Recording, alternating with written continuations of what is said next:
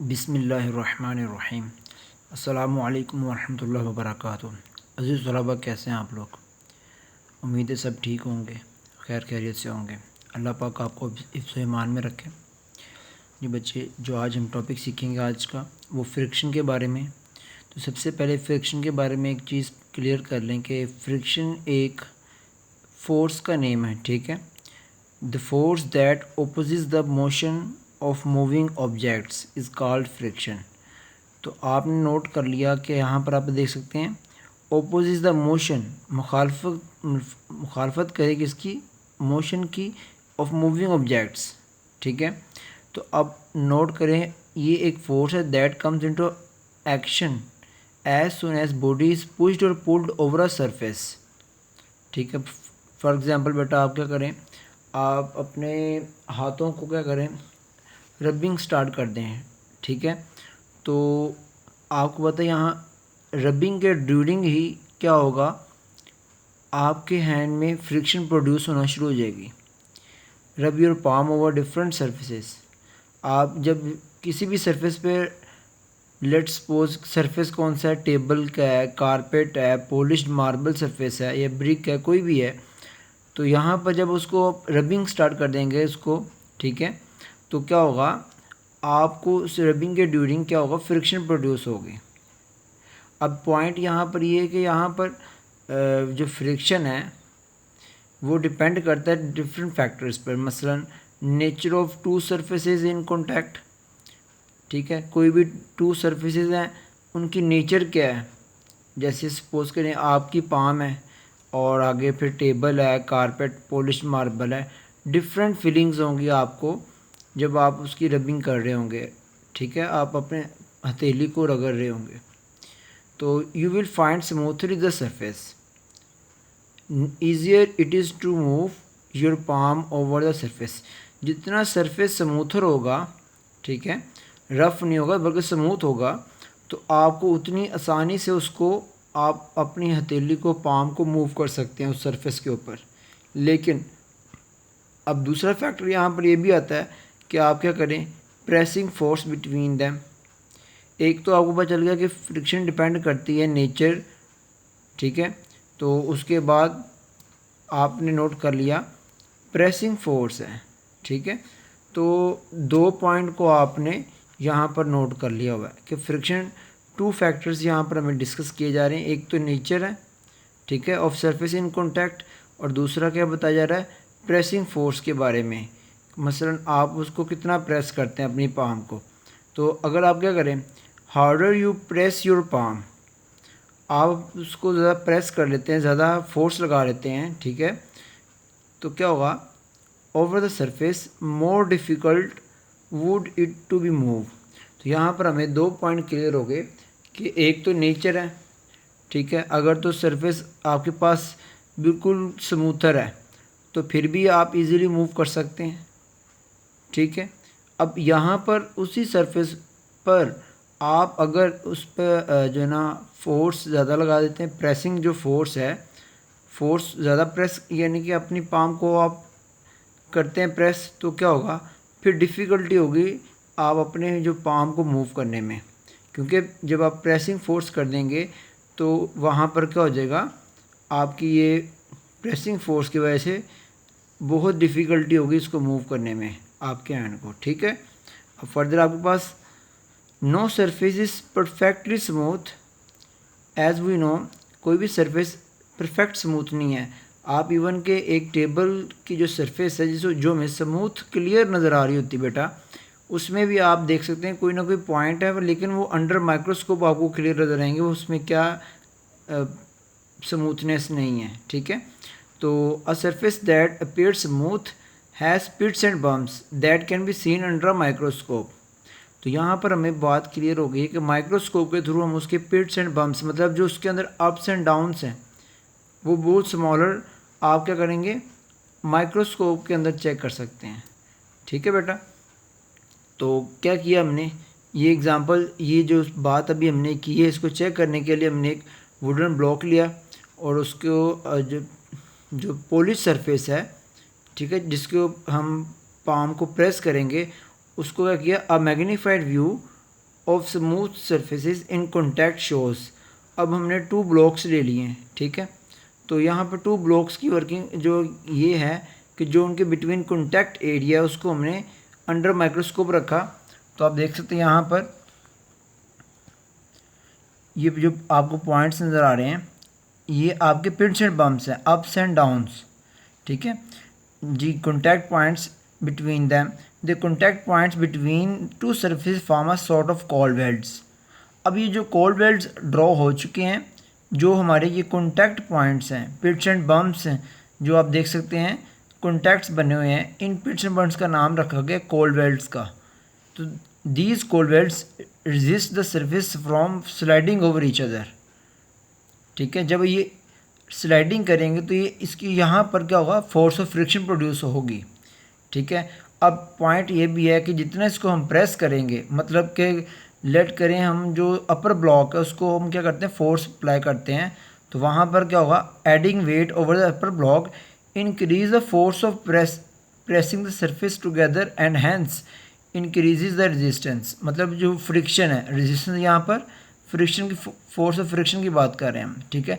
तो उसने कहा the greater the pressing force greater will be friction between the sliding surfaces, ठीक है। तो जितना आपके पास क्या होगा प्रेसिंग फोर्स यहाँ पर ज़्यादा हम कर देंगे, मतलब ऊपर यहाँ ब्लॉक पर वेट ऐड करते रहेंगे, उतनी प्रेसिंग फोर्स क्या हो जाएगी, ग्रेटर होती जाएगी। लेकिन यहाँ पर एक पॉइंट है कि ये जो प्रेसिंग फोर्स है ये भी जो है ना एक लिमिट है इसकी, अगर वो लिमिट क्रॉस कर दी जाए तो ये पिट्स एंड बम्प्स क्या होते हैं, उस ज़्यादा वेट ऐड करने से भी क्या होते हैं, ये उनके बिटवीन जो रेजिस्टेंस है वो रिमूव होना शुरू हो जाती है, वो उसमें कमी आती है अगर आप ओवर लोडिंग कर देते हैं, क्योंकि पिट्स एंड बम्प्स क्या हो जाएंगे, रिमूव हो जाएंगे। जैसे आप कह लें कि आप जब रनिंग कर रहे होते हैं तो ये आपने नोट किया होगा जो टायर वोर्न आउट होते हैं बिल्कुल, जिसके थ्रेडिंग जो क्या होती है, चल चल कर जो वोर्न आउट हो जाती है, तो उन टायर्स को आपकी जब आप ब्रेक अप्लाई करते हैं तो वो बास को स्लाइडिंग कर जाते हैं। वो रीज़न क्या है, क्योंकि उसके जो ये कॉन्टैक्ट पॉइंट्स हैं रोड और उस टायर के बिटवीन, वो क्या हो जाते हैं, वो आपके वो जो ये जो कोल्ड वेल्ड्स हैं वोर्न आउट हो चुके होते हैं, ठीक है। तो क्या होता है, उसके ब्रेक अप्लाई करने में बहुत मुश्किल होती है, ठीक है। तो अगर आपके जो उसके थ्रेडिंग हुई होती है, अगर वो बिल्कुल परफेक्ट स्मूथ जैसे न्यू टायर्स की होती है, तो ब्रेक इजीली अप्लाई कर सकते हैं आप, ठीक है। तो यहाँ पर भी आप तो पॉइंट बता दिया, the greater is the pressing force greater will be friction between the sliding surface. अब आगे बात जो अभी बात हमने डिस्कस की, friction is equal to applied force that tends to move a body at rest. अभी एक पॉइंट है कि जो फ्रिक्शन वो क्या करता है, बॉडी को रेस्ट की तरफ लेके आ जाता है, क्योंकि ये ऑपोजिट डायरेक्शन में मूव करता है ना फ्रिक्शन जो फोर्स होती है। तो it increase the with the applied force friction can be increase to certain maximum value.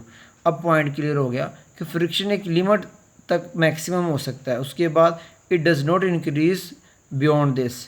अगर उससे ज़्यादा करेंगे तो वो नहीं लगेगी। मसलन आपकी साइकिल की कोई भी आप बाइक है, आप हाई स्पीड में मूव कर रहे हैं, ठीक है, तो आपने अचानक ब्रेक अप्लाई कर दी, तो क्या होगा, एक लिमिट तक उसकी ब्रेक अप्लाई होगी, लेकिन बाद में क्या होगा, स्किडिंग स्टार्ट हो जाती है। वो स्किडिंग असल में क्या है, वो आप कह लें कि आपने फ्रिक्शन की लिमिट को क्रॉस कर दिया है। The maximum value friction is known as force of limiting friction. तो यहाँ पर आपको जो वैल्यू बताई गई है, ये फ्रिक्शन की मैक्सिमम वैल्यू की आपको इशारा दिया गया है, ठीक है। जब आपने देखा कि स्किडिंग स्टार्ट हो गई है, यानी कि स्लाइडिंग होनी शुरू हो गई है, ठीक है, आपकी जो बाइक है या आपकी जो भी व्हीकल है, तो इसका मतलब क्या हुआ, आपने उस लिमिट को क्रॉस कर दिया। बेशक ब्रेक अप्लाई की, लेकिन ब्रेक अप्लाई करने के बावजूद भी गाड़ी स्लिपिंग स्टार्ट कर दी हुई है, उसकी स्किड हो गई है वो, ठीक है। तो मतलब आपने उसकी लिमिट को क्रॉस कर लिया। It depends on the normal reaction. जो आपकी जो प्रेसिंग फोर्स है उसको हम नॉर्मल रिएक्शन कहेंगे, between two surfaces in contact.